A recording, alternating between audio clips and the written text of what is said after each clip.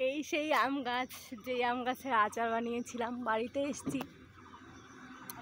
এখনো কত আম, বুঝছো?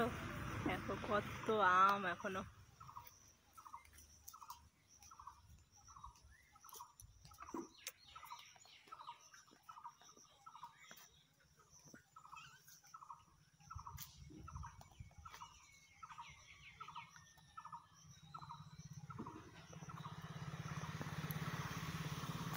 এবার মা বাড়ি থাকায় তাও আম খেতে পারলাম।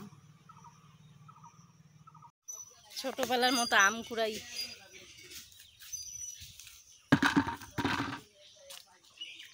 মা আগেই কয়েকটা নিয়ে গেছে, আর কয়েকটা আমি নিয়ে যাচ্ছি। চলো।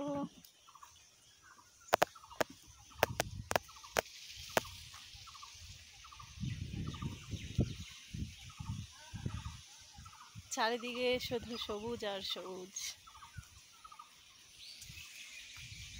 ওই যে দূরে দেখতে পাচ্ছ, ওটা হচ্ছে পটল ক্ষেত। মা আম পেড়ে দিল, আম নিলাম, একটা কলার মোচা দিয়েছিল, তারপরে খারকুন পাতা হয় না, খারকুন পাতা তুলে দিয়েছিল। সব নিয়ে এবার বাড়ি চললাম। একাই এসছিলাম, মানে যাচ্ছি বাড়িতে। ছিলাম মায়ের বাড়ি দুদিন। বাড়িতে এসেই সন্ধ্যার সময় আবার খই মানে পাকিয়েছিলাম,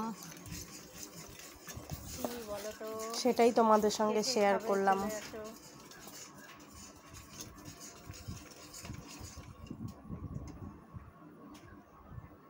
আমি আগে কোনো দিন পাকাইনি, আজকেই প্রথম।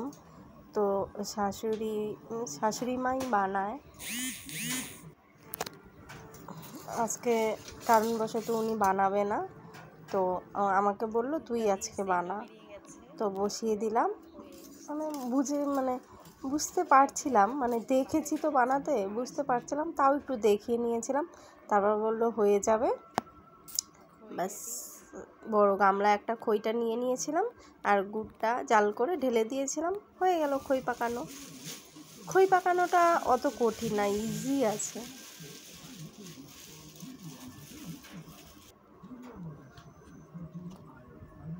এই দেখো, কে কে খাবে চলে আসো। খই